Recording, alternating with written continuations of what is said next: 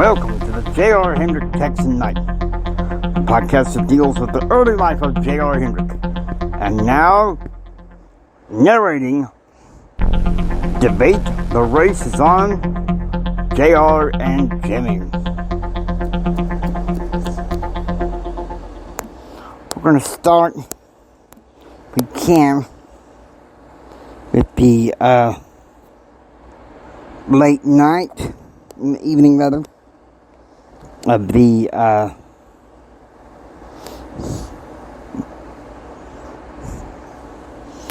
the 16th of September. So give me a chance to get that together.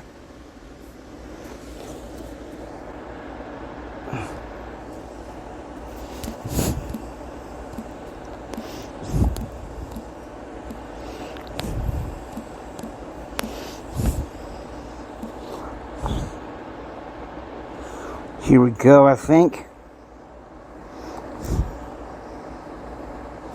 Alright.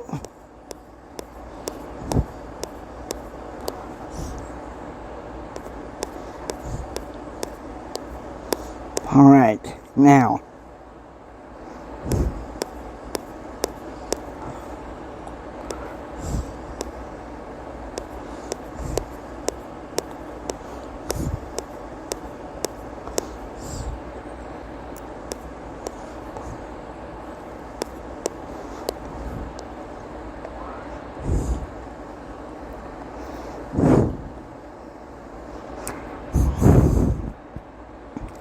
.5:08 p.m. Eastern. In Washington, D.C., Jim is entertaining Barbara Holland with the help of Elizabeth Marie, Amy Kathleen, Forever, and Christine. 8 p.m. Central. Pumped up, I got out of the debate practice in the Center for Public Affairs, and I decided to go take a little walk back to the dorm, where Dave Smith said he had some extra pizza for me. It was not Charlie's couch potato night, but he decided to go play pinball with the boys at Sneed Hall.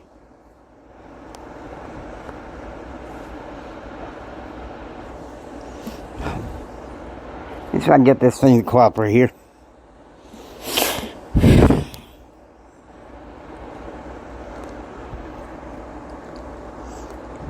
.3 a.m. Eastern.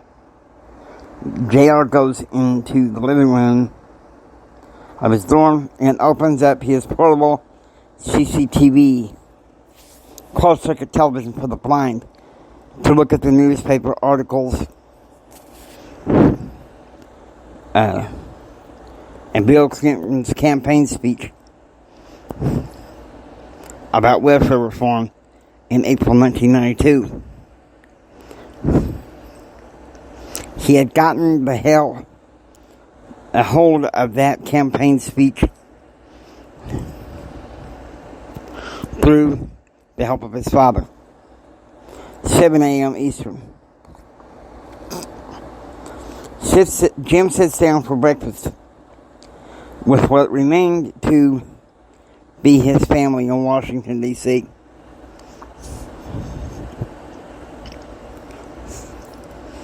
They were seen having falafels for breakfast. Amy Kathleen had a music recital today at the college. Forever was to go see Mavis. Christine was going to a life run activity group, so that left Bobby. So Jim asked Bobby to help the governess watch little Thomas. 7:15 a.m. Eastern.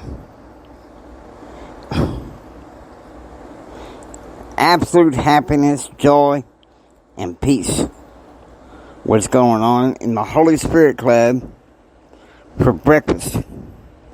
when I sat and ate with Stoney Rosen. He had waffles, and I decided to have one of their top favorite recipes, a heavenly omelet. 3 eggs, topped with 4 strips of chopped bacon, a mushroom, along with some thick cheese. Stoney told me that his mom, Debbie, was separating from his dad, who is busy doing some legal work in Tulsa. And so his mama was moving to Lubbock to keep an eye on him. 9 a.m. Central. And there we were, sitting in Mass Communications Lecture Hall 101, getting ready for the debate to start. Good morning and greetings. This is a debate tournament between Texas Tech University and the University of Texas at Austin. My name is Antonio Castro, Professor of Persuasive Political Research. Today's first match is between James Ryan Hendrick, Jr., arguing for his tax cuts for small business, and Cynthia Anderson, arguing against it from the University of Texas at Austin. 11 a.m. Eastern. Jim holds yet another meeting of his dream team, where he discusses next week's deliberations with a contract with America, where Jim would be taking a vacation, fact-finding occasion, for part of next week in Wilkes-Barre, Pennsylvania, where some of the debates have agreed to take place over this conservative contract. 11 a.m. Central. And so minded, they ended, and the judges decided there was to be a 30-minute lunch that would be in the dining room of the Center for Public Affairs. And then we would resume with the debate at 11:30. This debate tournament was to last until 1. 3 p.m. Central. And there I was, relaxing in my room. Dave Smith and Charlie and Kevin were all getting ready for the game up in North Carolina, when a knock came on my door. It's Stoney Rosen. Come on, put yourself together. We're going upstairs to the 3rd floor, where we can listen to some good Christian tracks. So, but now we have a debate against UT Austin. I'm sorry you lost yours. And welfare reform is a lot more interesting to people now than cutting taxes for small business. But that's okay. We'll celebrate with you anyway. 3:10 a.m. Stoney and JR sit in his room, where Stoney's street mates are at the game. So they kick back and listen to Stephen Curtis Chapman and Michael W. Smith. 5:30 p.m. Central. Aerosmith's Crazy was on the loudspeaker at the platter of Crockett House as Stoney and I had a talk with pizza for dinner. I'm dating this girl this fall that drives me crazy. You need crazy. Her name is Betty Cox. She grew up with her cousin Amy Kathleen in El Paso.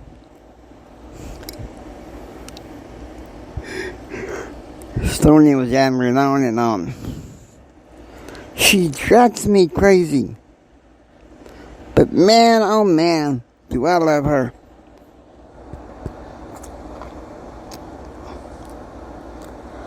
.40 a.m. Eastern.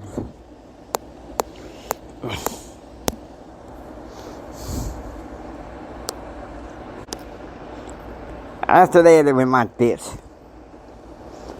I lost my debate, but to soothe the blow, Stoney took me into his dorm room to listen to Michael W. Smith and Stephen Curtis Chapman. He took me